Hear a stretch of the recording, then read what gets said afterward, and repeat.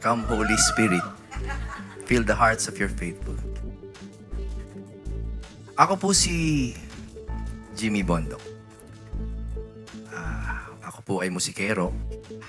Ako po ay abogado. Ako po ay Pilipino.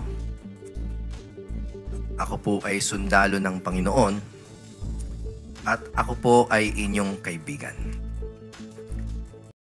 Kaya po kayo nandito, siguro you're asking why are we here?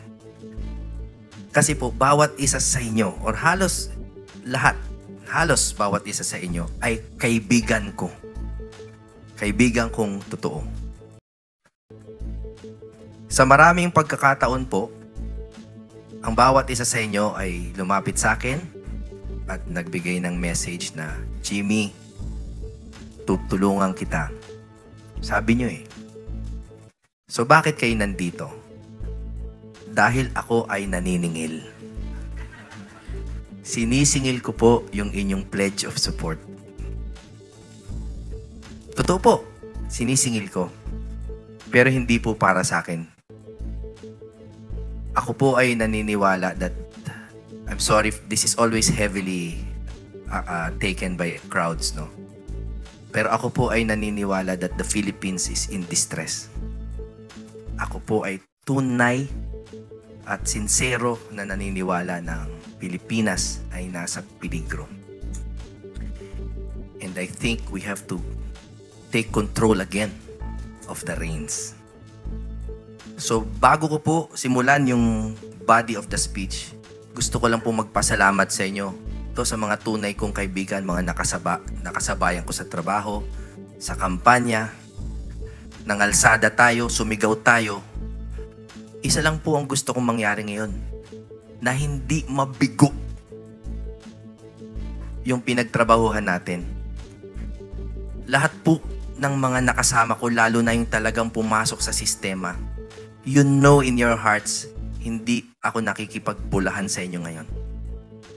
I know you know that in your heart. Ma'am Vivian, alam yan. May mga pinaglaban tayo, Sir Dennis. Sir Dan,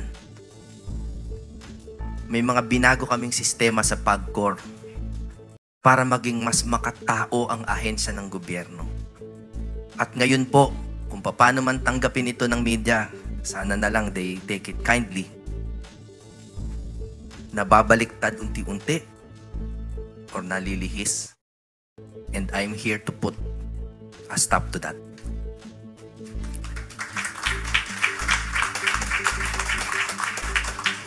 So, alam nyo, merong sometimes wisdom comes from, mahaba-haba to, kaya get comfortable. Kasi sayang naman, nagsama tayo, alangan naman bigyan ko lang kayo ng platitudes and metaphors. Ayoko. Ano po to? Kapihan. I'm not here to make a formal speech. I'm here para makilala nyo po ako.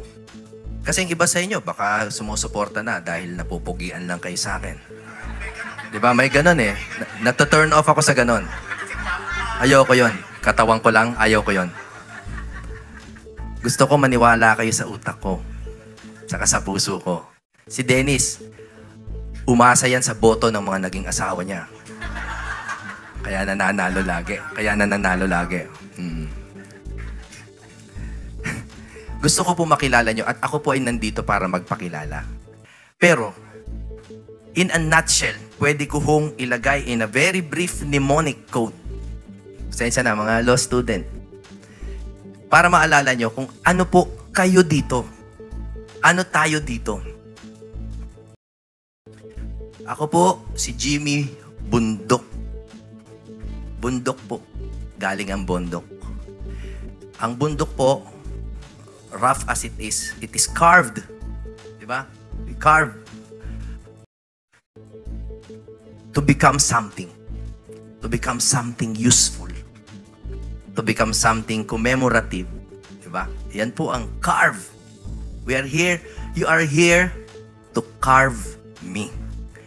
Ang tingin ko po sa inyo, bukod lang po sa media na ako po ay taus-pusong nagpapasalamat, nandito kayo. Pero yung mga nandito, I consider to be the inner circle of this campaign.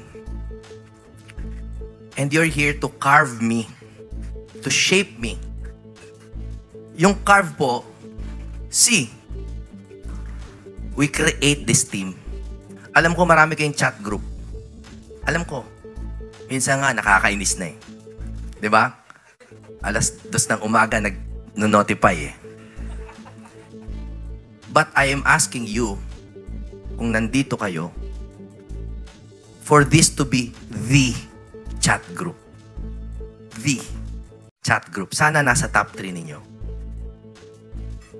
So yun po ang una. C. Create a messaging team. Again, sabi ko sa inyo ang hinihingi ko po ngayon, hindi platitudes, hindi metaphors. Humihingi ako ng specific, definite things from my friends. Hindi nyo kailangan ibigay, pero hihingiin ko. Ask and you shall receive it.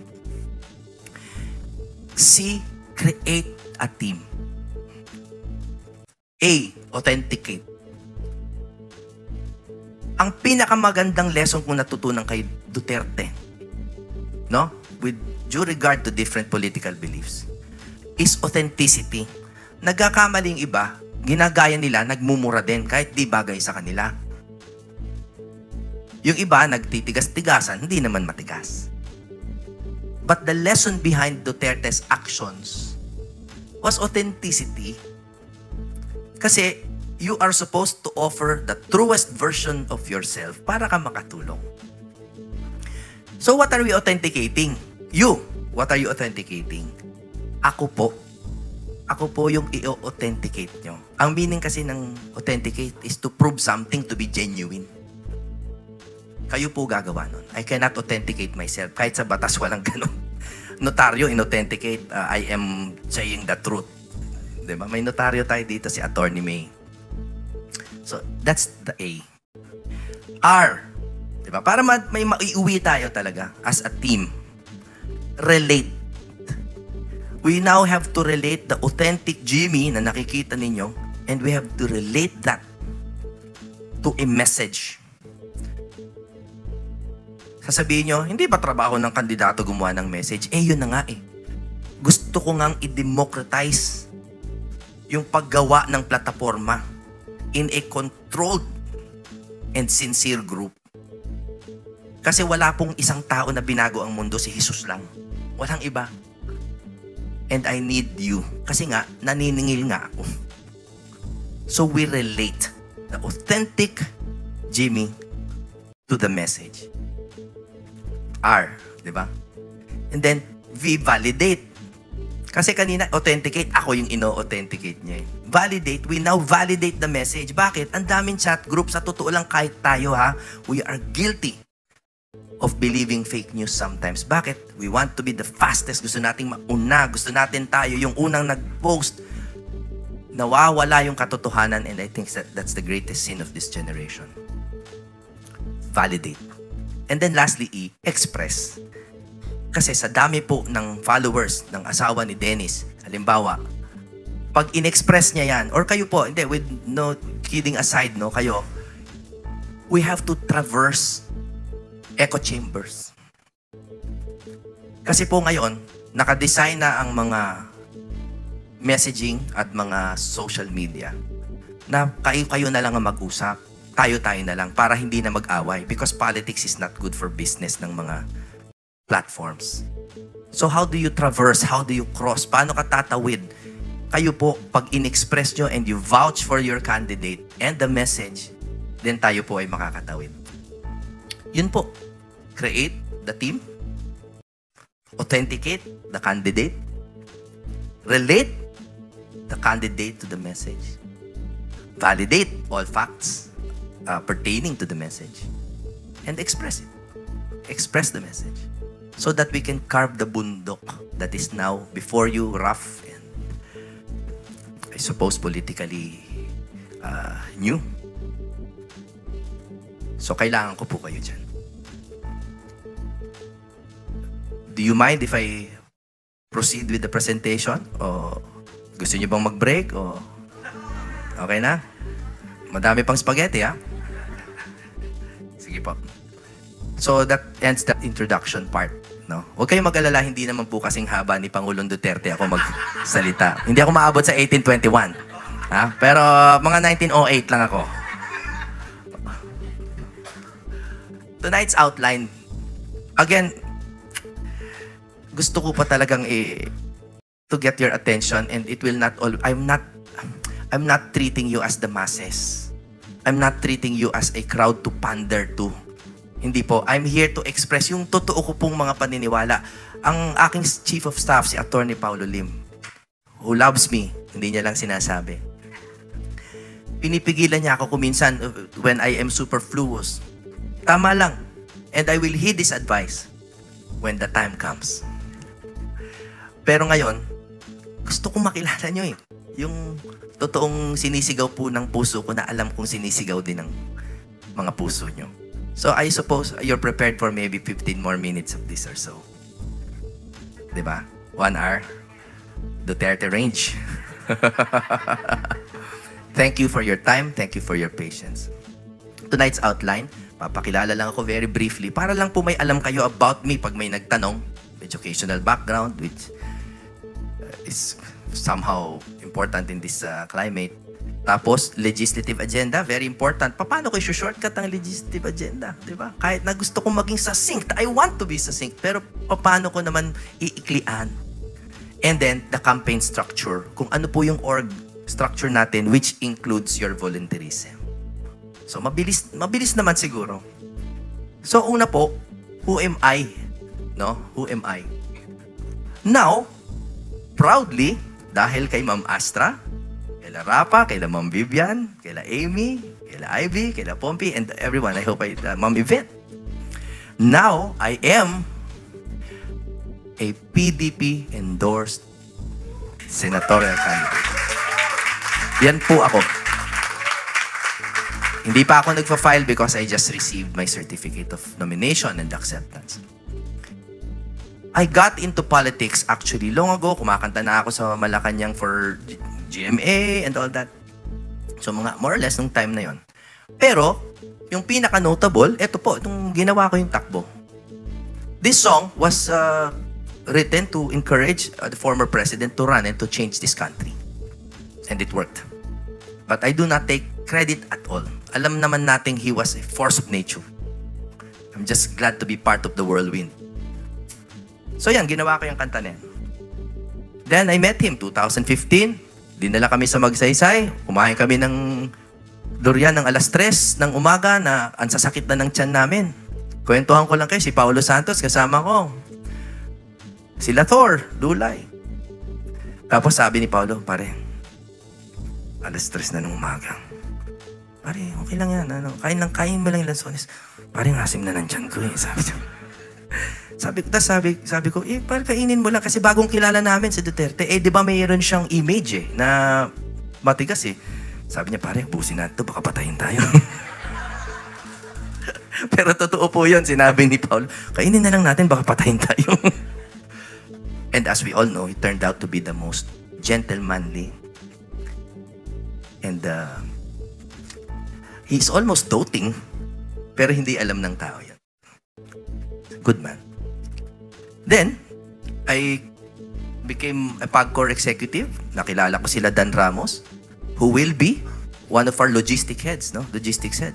Yan po, umiikot kami, relief operation. Talaga pong sa kasagsagan ng bagyo kami po I am not ashamed to say it. We brave the rains. Tsaka yung mga usok ng Taal, yan, nandun kami. Ayan, awa ng Diyos, tanggal na kami sa gobyerno pareho. Hindi, dahil retired na kami, Okay? Ako po ay nag-law school, kasabay ng lahat nun. Nakilala ko si Attorney Patrick, naging teacher ko. At marami pang iba. Okay, ito si Attorney Jersey, who will be, I don't know if she's here. And ngayon po, ito ako, your senatorial candidate. Yung kamay po ay bundok. Yung ang bumbero, ganyan. Diba? Tapos ito, ang bundok. Okay, yan po ako. Nung bata po ako, yan po ako. Kapatid ako ni Johnny Bondok, tsaka ni Mary. Ay, nawala yung picture ni Minette. Nandyan yung kapatid ko, si Mary Grace. At hindi niya na po naitatanong, yan, daddy ko po, ang aking, he's in heaven now. Yan, laging nagpipin ng medal sa akin. Dahil ako po ay nasa honors class. Hindi ko po yan na sinasabi para maghambog, pero para rin maipagmalaki nyo naman ako. na pag may nagsabing bobo yan, may maisagot lang kayo. Ha? May resibo lang. Kailangan na ng copy nito. Sige. High res? High res. Para may resibo. Sige, sige. Yan. Kita mo naman yung medal. Alam mo yan? Best in Barong. Oh. Ang hirapan na nun. Okay. Ay, si Aramina. My dear friend, Aramina. Ito, tatakbo naman ng counselor to. Pasig. Supportahan natin. Ano ba to? Hindi pumapangit? Hindi tumatanda? Okay. Thank you for coming, my friend. Matagal ko na pong kaibigan si Ma'am Ara. Don't worry, this is very informal. Again, tayo ay nagkakakilanlan dito.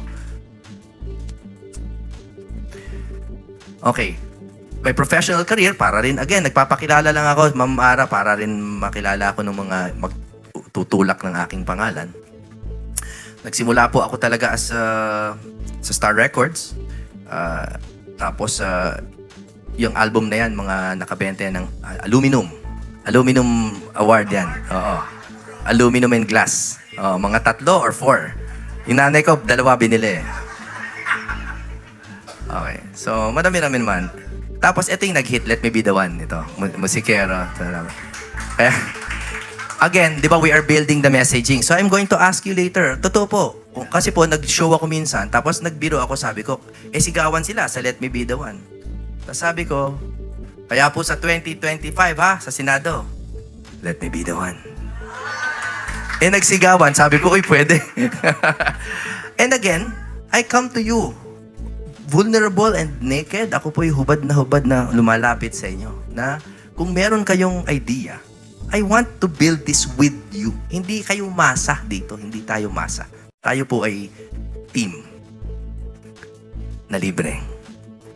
Dahil nga, naniningil ako. Tapos, ito pong susunod na picture, maghanda lang po si Ara, Ma'am Vivian, baka lang hindi nyo kayanin yung next kong album. Baka lang hindi nyo kayanin ha.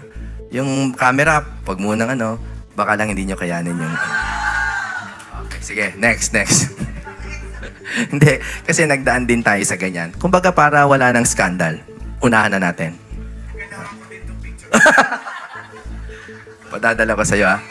Alam ko yung email mo okay. So yan po tayo. And then I took up law. This is pictures from the bar. Very quickly na lang, oath taking and all that. So yun po. Ako po yun. Ateneo from prep to college, 1997. I went into law while in PAGCOR, 2017. And I took the bar and passed it last year. Take 1, of course. Take 1. Okay. Magagaling po ang teacher ko. No kidding.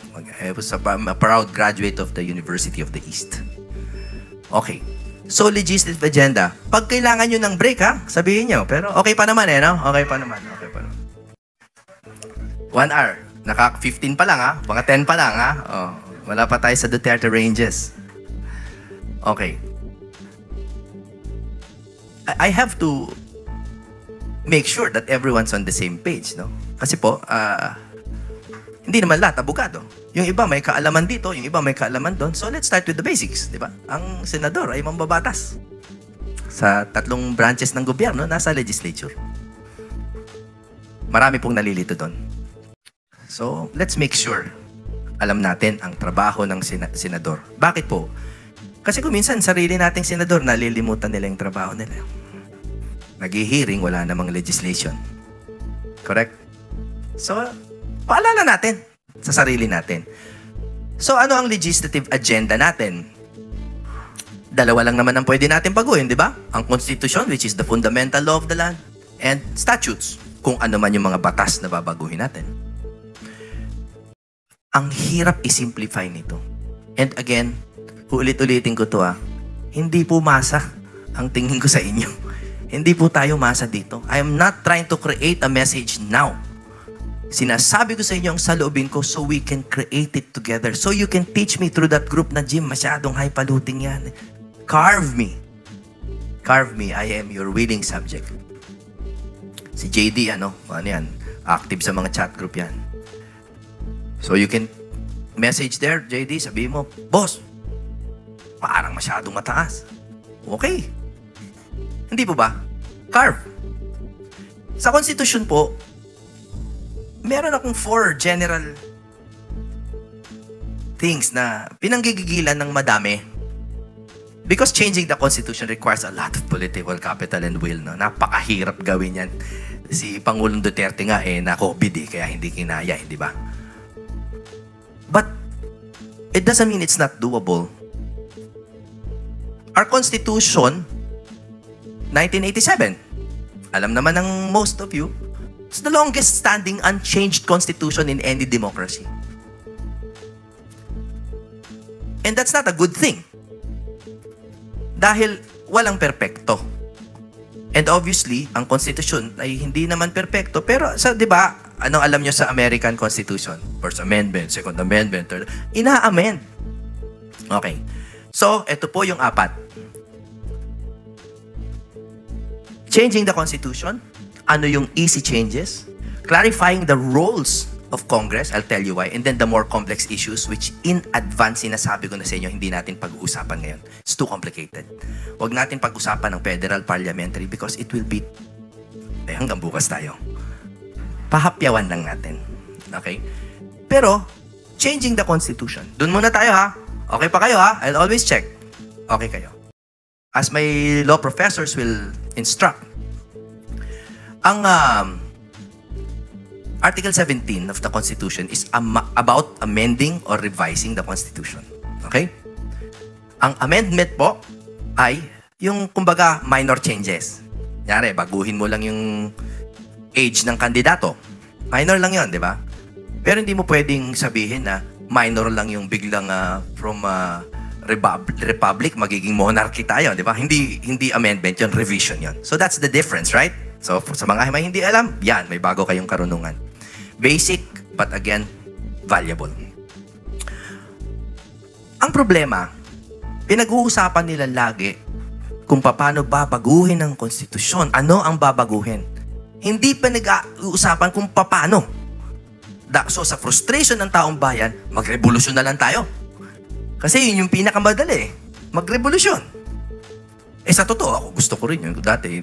Kasi talagang parang hindi mangyayari. Pero since we are gunning for a Senate seat, then let's do it in the constitutionally prescribed manner. Di ba? Paano ba? Hindi naman natin para aralin pa to, no?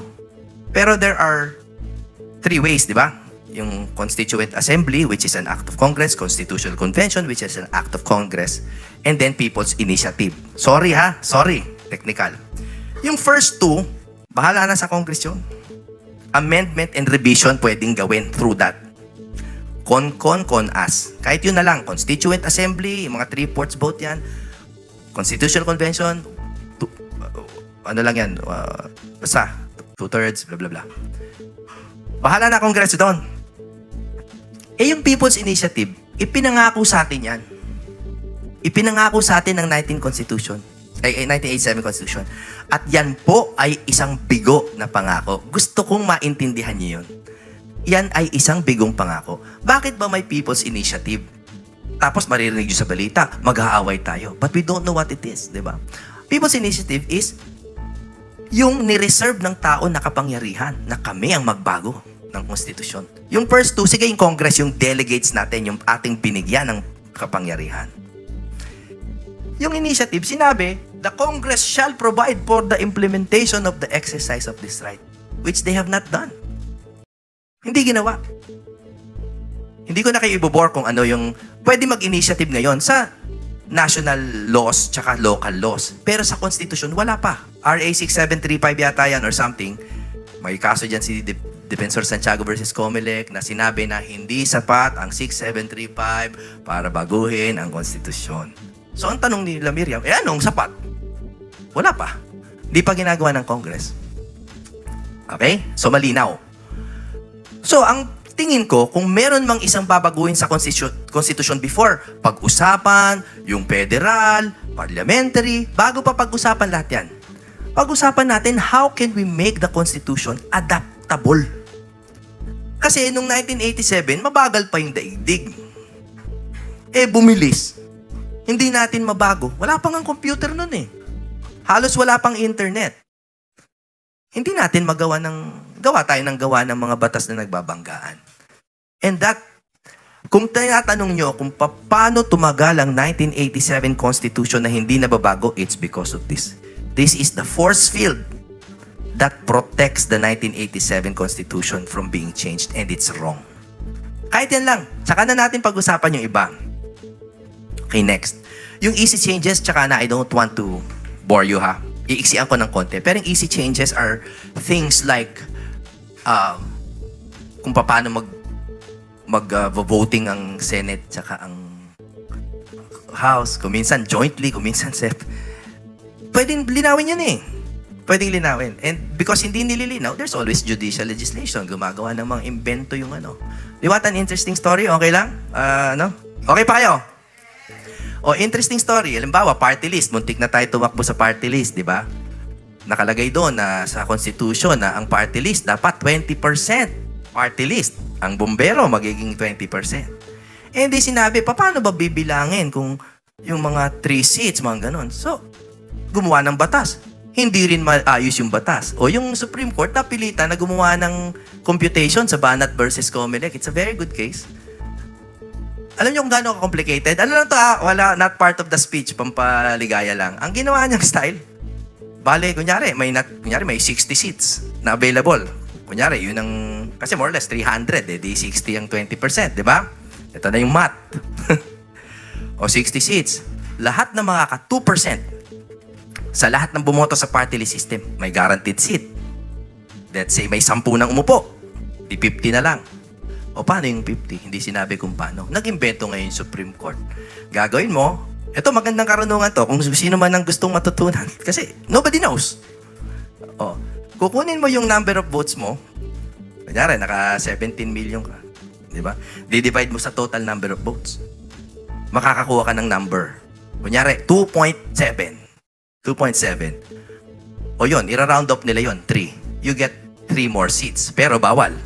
Kasi hanggang 3 lang eh. So, 2. So, 2 ang makukuha mo.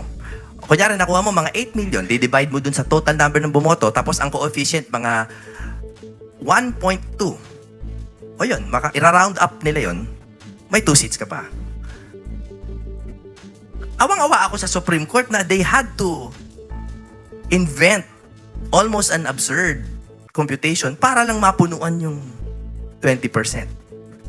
So yun, easily changeable po yun. That's the end of the story. Pero ang point is, saan ang galing yung divide na yun? Wala namang rational. No? So ang point ko lang po, to get rid of the boring part, ayusin natin yung mga pwede namang baguhin na ngayon. Pero, etong problema, once every 5 years lang eh. Pwede. O ba't may ganun? So, ibig sabihin, pag may inamend tayo ngayon sa Constitution dahil, di maghihintay na naman tayong 5 years, paano magiging adaptable yung Constitution natin? Okay? I'm sorry, magagalit na si Paulo sa akin. So, next na tayo. Pero again, ang point ko lang is, outdated po ang Constitution natin. But we don't have to to swim in the adversarial aspects of the Constitution. Let's just change kung paano muna siya baguhin. Okay. Okay, ito naman po, third part, di ba? Sabi ko kanina, changing the Constitution, amendment, revision. Review. The easy changes, tapos na. Itong clarifying Congress. Ang Congress po, maayos ba sila ngayon? Okay. May mga hearing na wala namang in aid of legislation. Di ba? Bakit siya nangyayaring ganon? Dahil, ang powers ng Congress sa Constitution lang. Unlike agencies na nasa Constitution, tapos Congress will make a law, and then the agencies will make implementing rules, right? Pero ang Congress, sumusunod sa Constitution lang. Dahil sa kanila, even impeachment, hindi sila impeachable, di ba? Ang nag-i-impeach, sila din. Eh kung hindi ka kasali sa barkada, pwede ka i-silence. Okay. Ba't hindi ilagay sa Constitution kung ano ang entitlements ng isang congressman? Limits. Ilagay na doon kasi beyond that, hindi mo na makokontrol ang congressman. Hindi na. Eto po, marami na akong nakipag-debate na ako sa maraming tao tungkol dito. Marami rin naman nag-agree. Tatlong branches ng government: executive, legislative, judiciary. Kung mapapansin nyo, ang talagang independent lang or interdependent, they call it, na gumagalaw, judiciary. Of course, may mga rumors of ganyan-ganyan. Pero why does the judiciary enjoy autonomy? Do you have any ideas? Wala lang. Baka lang may ideas kayo. Diba? Hindi sila magalaw because they enjoy fiscal autonomy. Ang budget nila automatically and regularly released. That's in the Constitution. And as Attorney Paulo, my COS, has, and I have discussed, ang Congress, wala namang budget yan eh. Baka kala nyo may budget. May pork, which is unconstitutional. Pero walang budget. Even though the sources of funds are 500 plus sources of funds, as my COS instructs. Pero wala silang budget. So, walang independence. Nakokontrol ng kung sino nasa kapangyarihan. So, totoo bang 3 ang branches ng government? Hindi, 2 lang. Tama? So, naririnig sa balita, oy, gugutumin daw yung opisina ni Congressman X. Bakit pwede yun? Bakit pwede? Representante to ng isang distrito of at least 250,000 people. Bakit pwede gutumin? May constituent siya, may bumoto sa kanya. And then corruption comes in because kontrolin mo yan, gutumin mo yan, huwag mong bigyan AX yan. Bakit? Kahit ang bata experiences autonomy once he starts earning his own money. Diba? May kotse na ako, may trabaho na ako, kaya ka nagiging autonomous.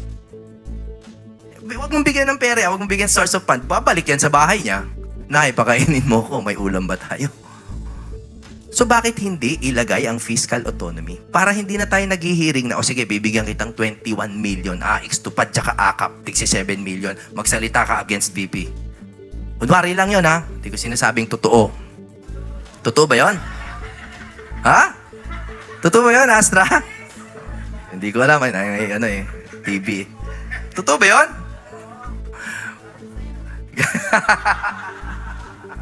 Validate kayo, taga-validate. Carve.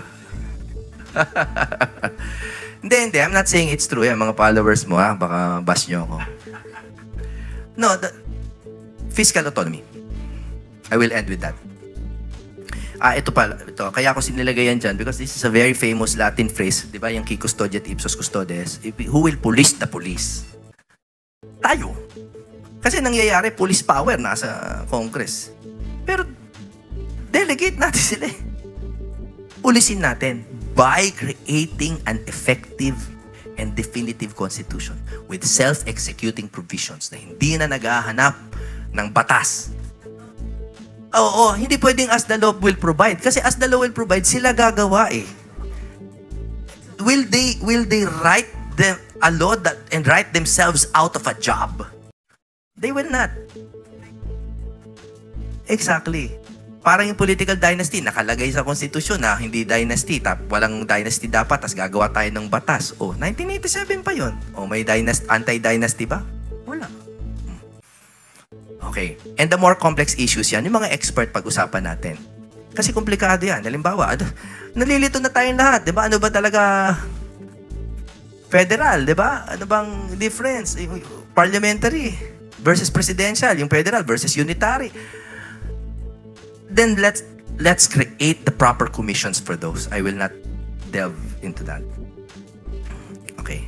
And then the last part of this are the statutes. Ito naman ang usually interesting part. Ano ba talaga si Jimmy Bondoc? Ano ba talaga yung mga malalapit sa puso niya? And I wish to reiterate that you are here. You are here. I am not a bulletin board na magbabasa lang kayo, no, ng message. No. We are a town hall. So, dami. So, di ba? But do we abbreviate the process of change? We shouldn't. But the realities are we can't talk all night. Kaya kailangan may chat group. Right? So I will say, nag-change script na ako eh. I will say one small thing per item para makilala nyo at least the tip of the iceberg ng nasa aking saloobin. Number 1, yung elections. So, nabanggit nyo, Ma'am Astra, yung dynasty. Alam nyo, if you want my real opinion, wala akong issue sa dynasty kung totoong may electoral system, flawless, binoboto ng tao, okay, sige. Okay na, sige na. Ang problema nga is, pag incumbent, kaya nila ayaw ng dynasty kasi pag incumbent, nagagamit niya yung sistema to defraud the electoral process. Right? Kaya nagkaka-dynasty. Pero kung talagang kunyari, yung tatay, tinuruan na maiigi yung anak para maging baste, na maging good mayor, ano naman ang problema? It becomes a family learning. Anong problema? Basta hindi dinaya. So how do you do that? Alam mo, we keep forgetting that we are in the electronic age, ha? Pwede tayong gumawa ng algorithms. Yung mga Smartmatic, yung mga Miro-Miro na yung mga ganyan. Gawing open source ang code. Sa mga IT dyan, alam nila yan. You can create an open source code. I-search nyo na lang kung ano ibig sabihin ng open source na pwedeng makita at ma-validate ng third parties kung, may daya ba tong algorithm nyo? Naglagay ba kayo ng electronic backdoor? Which is done. Allegedly, according to Attorney Glenn Chong. Right? So if you create an open source code, pwede yan. Tanong nyo sa IT. Pwede yan. Pero kailangan isa batas. Isa sa batas ba yan ng mga mambabatas who benefit from it? Siyempre hindi. Pwede yan. So yan, selection. Cleaning up of laws. Alam mo, kumuha ka ng dean of any school, specialista sa labor code, sa civil law, alam na nila, dekada na, kung ano dapat baguhin sa revised penal code, sa labor code. Alam na nila, inaral na nila. But the Philippines is not a meritocracy. We should be, but it's not. So why can we not empower yung totoong magagaling just to clean up the laws? Yung mga outdated. Proof of the pudding. Nagawa naman ni Pangulong Duterte. Na COVID nga lang. Halimbawa, revised penal code na adjust yung mga presyo. Dati may mga dyan na 200 pesos pa, di ba? Isipin mo, laki ng ginawa mo, 200 pesos. Na fine. Di ba? Nagawa nila, na-adjust nila. They were able, Public Service Act, na-clean up nila. Pero yung labor code, hanggang ngayon, ang gulo niyan. So again, I won't bore you. Pero let's get the experts to clean up the laws. Okay? Health. Yung thesis ko po sa UE, yung anti-hospital detention. Alam ni Sir Danyan, may lumapit sa amin minsan, nakakulong sa ospital. Wala siyang pambayad. Si Ma'am Arlene, lumapit na sa akin yan. Si Arlene is may kasama sa aming parish. And she's Muslim, but we're in the same parish community. Meron siyang mga kaibigan, and you can attest to this, na nasa ospital, hindi makabayad, hindi nila alam na ang grabe pala yung babayaran nila. Pumunta sila sa public, walang room, kahit appendix lang yan eh. Pagdating dito, 200,000 ang bill, 5,000 a night ang room. Ayaw silang paalisin, etc., etc. Nakalagay po sa Constitution that no one shall be imprisoned for a debt. Bill of Rights, di ba? Non-imprisonment for a debt. Nakalagay sa Revised Penal Code ang illegal detention. Hindi naman pwede i-detain ng tao. Di ba? Sapat na yun. Para hindi ikulong ang tao. Dumating yung Republic Act 9439. Ang sabi, that no person shall be detained for, something like that, hindi detained for inability to pay hospital bills. Okay. Except those who stayed in private rooms. Kahit hindi nag-law yung iba sa inyo. Tama ba yun? Ba't may except? Wala namang exception sa Bill of Rights, ha? Wala namang sinabing except eh. You cannot be imprisoned for a debt. Hindi ba? So because of that, ginagamit yun, ha? Sa mga hearing, naririnig ko, sa mga hearing ng mga health na committee na hinihead ni Senator Bong. That's one of the things that I want to strike out. Sa education, I can't go through this whole thing talaga. Aantukin kayo. Education, basta ang sa akin is makialam tayo sa syllabus. Let's make it more practical. Economy. Ano ba economy natin ngayon? In 5 letters. Ayuda. Ayuda economy. Wala pong bansa na umunlad sa ayuda. Why can't we focus on social enterprises? Bakit hindi tayo mamigay ng negosyo? Ginagawa naman ng PAGCOR, but in a limited way. Dati nagbibigay kami ng mga bamboo businesses. Buhay pa naman. It feeds the community. Sa mga fisher folk, ba't bibigyan ng ayuda, pwede ka magbigay ng freezer. Storage freezers. So that they can sell the tuna imbis na nabubulok dun sa nila. Tuna capital pa naman yung mga natin, Jensen Sarangani. Okay. Family laws, I won't bore you with that. Malalim na issue dyan. Divorce, I'd love to hear your side on that. Papasukin ba natin tong divorce? Nakakatakot pasukin. Ako, I will not reveal my position first para suspense. But I will say one thing. Naalala niyo yung Pogo? O layo, di ba? Ang layo. Naalala niyo yung Pogo? Sabi ni Pangulo, isasara. Tapos, ano naging bagong pangalan? Pigo, tsaka IGL, International Gaming License. You changed the name, right? Nawala ba? O, again, hindi ko alam. Basta, may ano eh.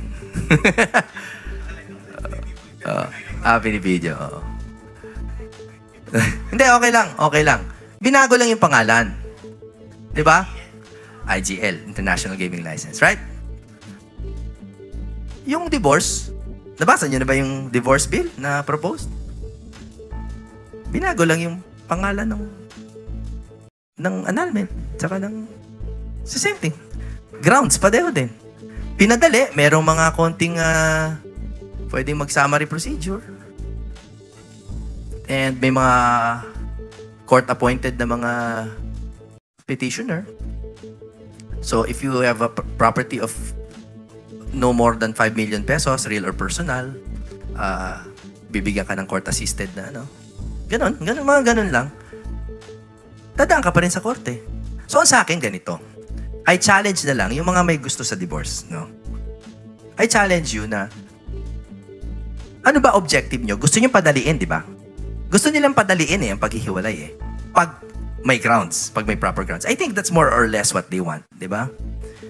But kung yan lang ang ipupush nyo, bakit pa divorce? Bakit hindi yung sa Japan na private contract tapos na kayo? Pwede yun sa Japan. Oh, di ba? Hindi, sa totoo lang. Kasi gusto nyo padaliin May tawag doon. Kasi gusto na mahiwalay nun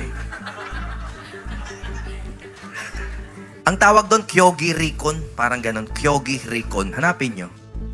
Oh, kasi kung padadaliin nyo na ng todo. Warakin na natin ang pamilya. Kung talagang wawarakin natin, dalian na natin. Pero yung divorce, naibahin mo lang yung pangalan.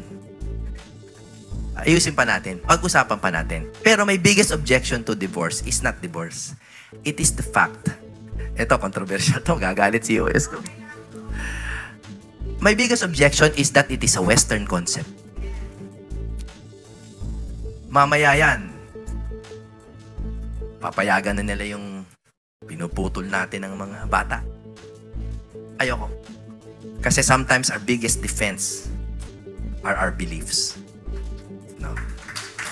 Yun ang akin. Yun ang nasa puso ko. It will not be popular. I don't care. I don't care. We have to defend ourselves from Western corruption. Yan ang talagang deep in my heart. Okay. Internet.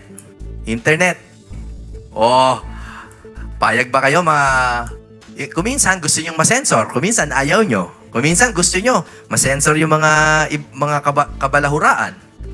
Kuminsan naman ayaw nyo ma-curtail ang freedom of speech. So what do we do with that? What do we do with that? Well, ako, sa aking pagninilay-nilay,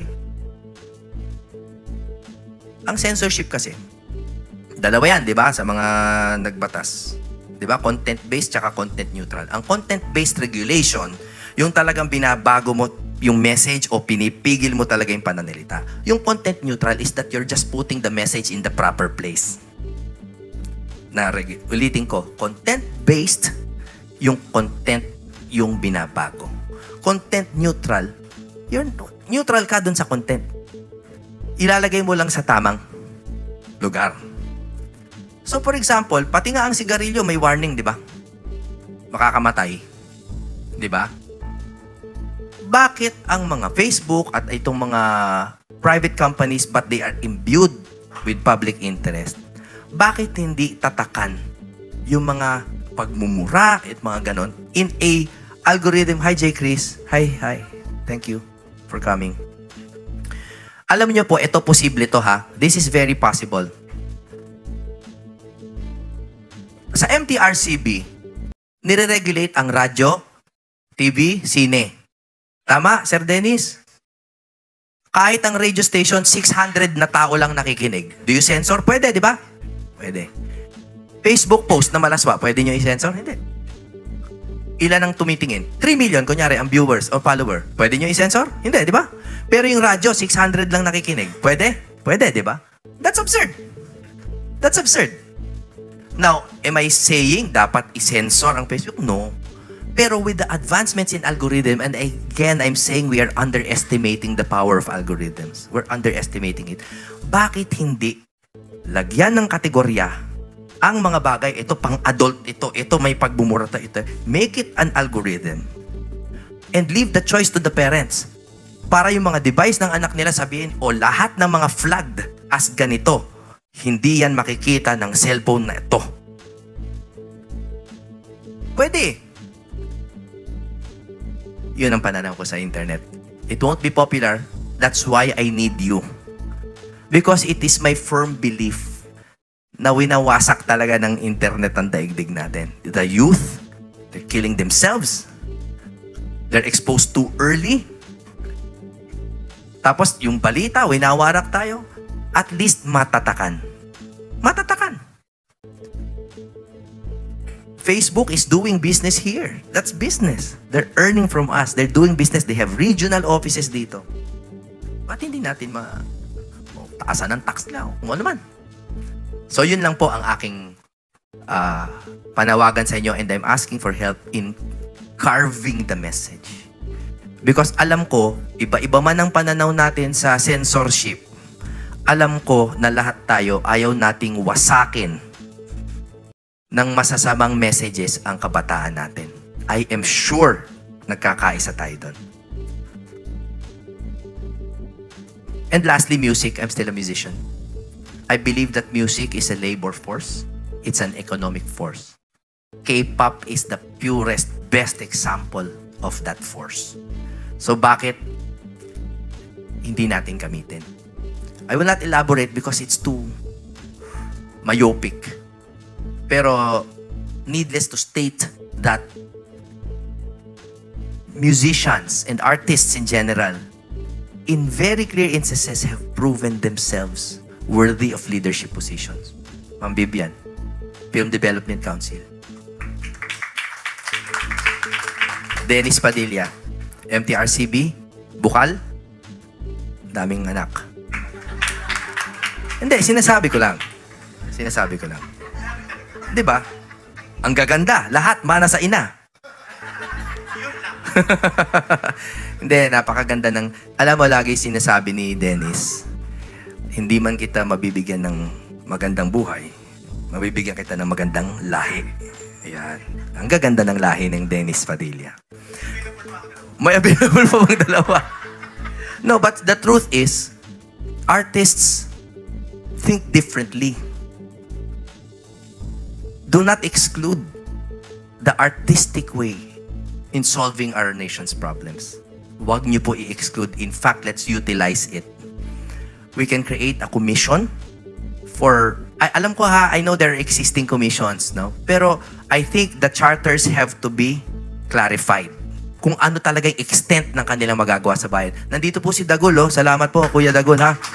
Mahal na mahal ko po itong pamilya na to, tsaka si J. Chris, ang kanyang influencer na daughter. They have been there with me from the start po, from the very start. Anak din ni Nagul, salamat ha. Oo, mana sa ina. So yan po yung aking legislative agenda. Last part na po, last part. Do you need a break? Again, teka lang, I just want to talk sincerely. I really, really appreciate you. I really, really appreciate you. I just messaged you guys. Alam nyo yan. Minessage ko lang. Pare, ganun na ganun. Pwede ka ba sa October 4, pare? Ma'am, pwede ka ba? Ganun lang. Hindi po ito, baka, sa isipin nyo, uy, PDP, siguro makinarya ni Duterte, nagsisimula na. Wala po, wala. Ako po, ang nakuha ko po na pinakamalaki sa PDP ay ang kanilang endorsement. Kaibigan ko po talaga si Pangulong Duterte at si Bongo at hanggang hukay ko po dadalhin yung pagkakaibigan na yun. Pero bukod doon, gusto ko rin malaman ninyo na yung mismong liderato ng PDP ay nagtiwala po sa akin. Sila Ma'am Astra po yung gumalaw. Yang si Ma'am Astra po, in their capacities, at si Ma'am Vivian, si Sir Rapa, Ivy Pompi. Sila po in their limited capacities, ako po ay talagang ibinenta nila sa PDP. And I acknowledge that. I acknowledge it. Maraming salamat po. So, the campaign structure, no, this is the volunteerism aspect. Si Doc Willie, ganda ng sinabi niya eh. Very recently, mainit na mainit sa SOCMED niya. Pero talagang, alam mo, babasahin ko. Sabi niya,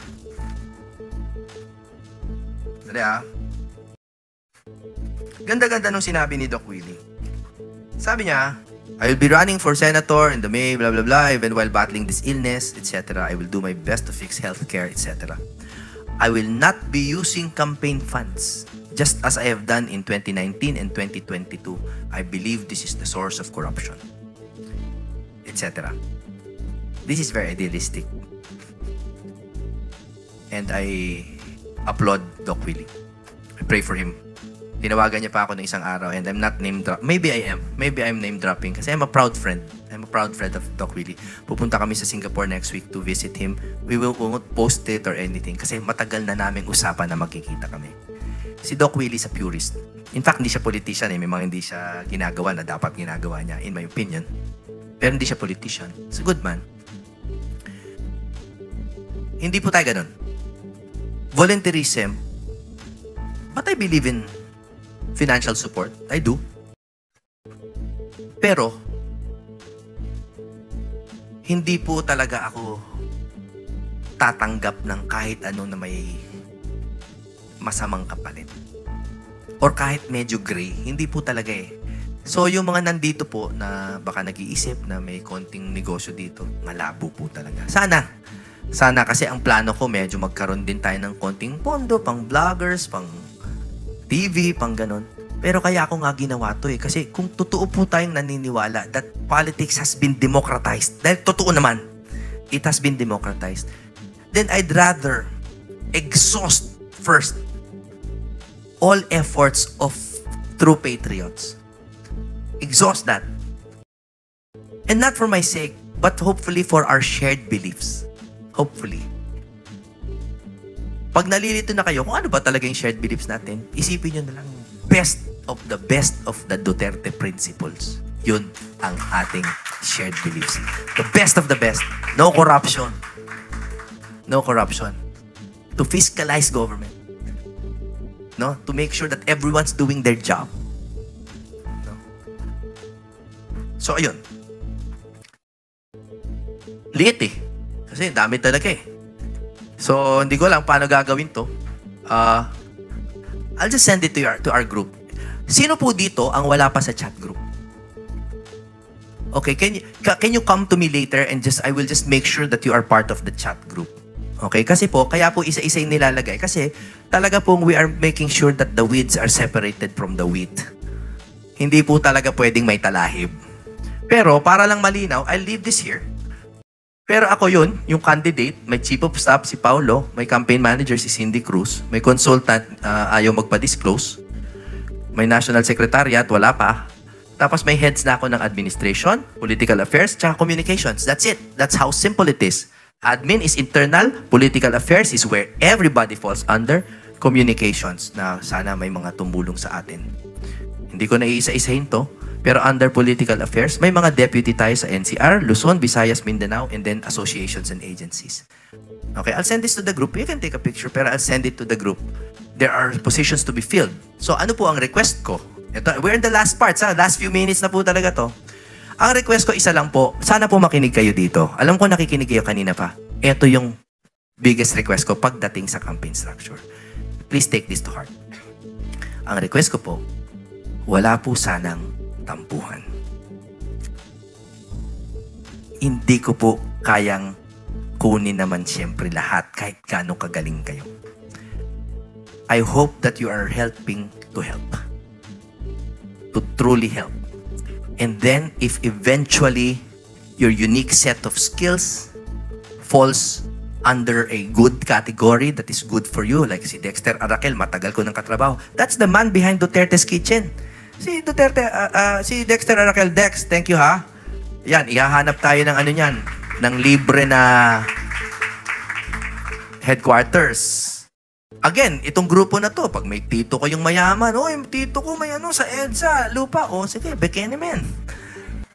We'll take it. No, we'll take it. Grassroots po talagang, I alam ko sometimes may impression kayo na, hindi, siguro naman may perang naitabi si Jimmy. Mukhang mayaman eh. Mukha lang po. Wala lang po. Wala po talaga. Wala po talaga. Paano ko ba i-convince kayo na wala po talaga akong kinuha ni piso sa gobyerno? Wala talaga. Wala. Wala. I promise you, wala. Tamaan na tayo ng kidlat ngayon sabay-sabay. Wala. Unahin nyo na to. Wala. Wala talaga. Hindi, safe ka. Safe ka, idol. Wala talaga. But the good thing is, ang natira po talaga sa buhay ko, mga tunay na kaibigan talaga. I am proud of that. Christine, thank you. So, ito po ang structure. I will send it to you. I will also put there kung ano yung mga pangalan na and slots that are already filled. Isang request ko, uulitin ko, wala pong tampuhan. Please. We will consider as time goes by kung sino yung nagpa-perform well in this and that and that. And then hopefully we become a team. The rest, I hope you continue to volunteer for volunteerism's sake. Pag nanalo naman tayo, mananalo ba tayo? Okay. Gusto ko rin paniwalaan yan. I do believe that. And hindi ko po alam kung bakit sa puso ko naniniwala akong mananalo tayo. Paniwalang-paniwala po ako. Sa totoo. And maybe this will be the funniest meme pag hindi nangyari. Pero alam niyo po kung bakit. Yung Let Me Be The One po was an independent song. Ginawa ko lang sa bahay yun. Naka-underwear lang po ako nung nire-record ko yung kanta na yun. Wala pang 3210 yung camera ko nun eh. 2002 yun eh. No, but ang hindi po alam ng mga tao is yung Let Me Be The One was an overnight hit sa radio station, no? That's what they used to call that a turntable hit, no? But prior to that, ang hindi nila alam, I had submitted more than 12 songs to radio stations. No feeling na mag-hit, zero. Pero yung kanta na yun, I knew, yari sila dito. Alam na alam ko po sa puso ko, alam na alam ko, because I knew it was the right time for that message, for that feel, for me, I knew it.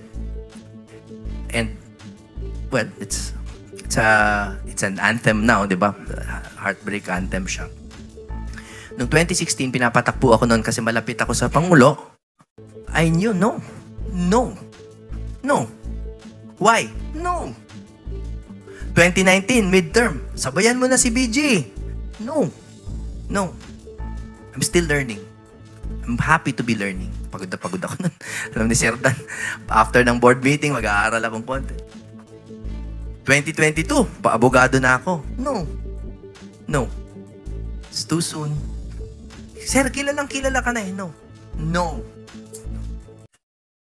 Pero ngayon, nung sinabi nila, in my heart, naisip ko kaagad na, oo nga, parang ngayon na nga yata talaga. So, I will put myself out there, and with your help, maybe we can do it together. So patapos na po tayo. Ito po, I will send this to the group right now. Palakihin po natin ang grupo. One of your jobs po sana is to make sure na walang makapasok na alam nyo na. Kung minsan meron, mabuting puso nga, pero bigat naman dalhin, huwag nyo na rin ipasok. Di ba may mga mabibigat dalhin eh? Huwag na rin.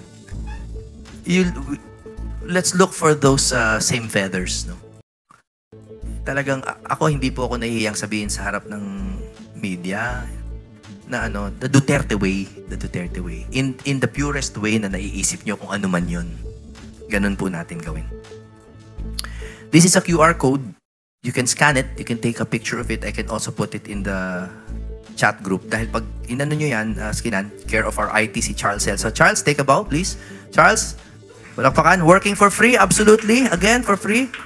Alam nyo po, paggawa nyo yan, yung ginagawa nila Charles at nila Ma'am Cindy sa mga professionals, baka kulang yung million natin, sa totoo lang.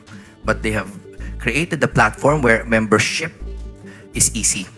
Bakit po? Last na po to talaga, last na. I believe in getting the vote early. Let's get the vote.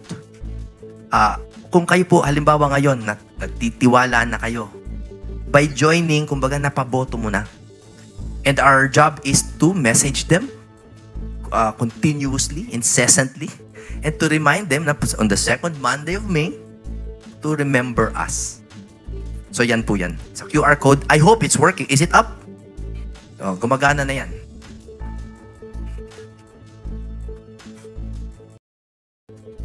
So, we have to get the vote. So, as a final message, I would like to reiterate my initial position na I am asking you to join me. Sinisingil ko po yung lahat ng multiple times na nagyakap tayo at some point at sinabi ninyo, gusto natin baguhin yung Pilipinas. I wish to dream big together. I also promise you nothing except my diligence and my time. Pag meron po kayong kakantahan na kahit birthday ng isang tao na palagay nyo makakatulong, yan po ang yaman na binigay sa akin ng Panginoon, ibibigay ko po sa inyo. You have my time, you have my attention, and you have my gratitude. Gusto ko po kayong pasalamatan isa-isa. Kaso, baka abutin nga tayo ng siyam-siyam. So in conclusion, hindi pa tayo mag-uuwian, marami pang spaghetti. Nandito po si Thor Dulay, baka pwede tayong kantahan. Di ba? Kantahan lang. Yung mga kailangan umuwi, sure. No pressure to stay. Pero pag narinig nyo na po kumanta si Thor, 1.5. 1.5. Magbabayad ka na, oo. So kung ayaw nyo magbayad, umuwi na kayo. Hindi. Sana po kantahan tayo ni Thor. But, I'm trying to get the right words to make sure that I end correctly, you know. Not for PR's sake, but because I value you.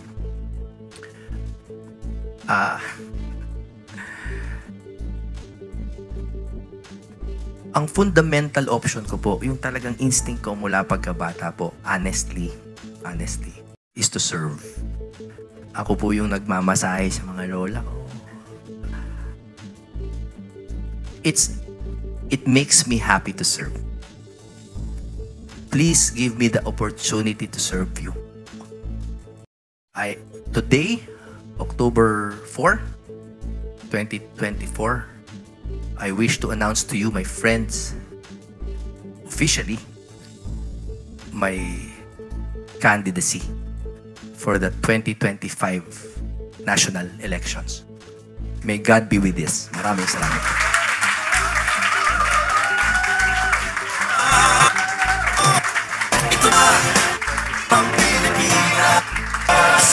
Sabay-sabay naman tayo. SJV!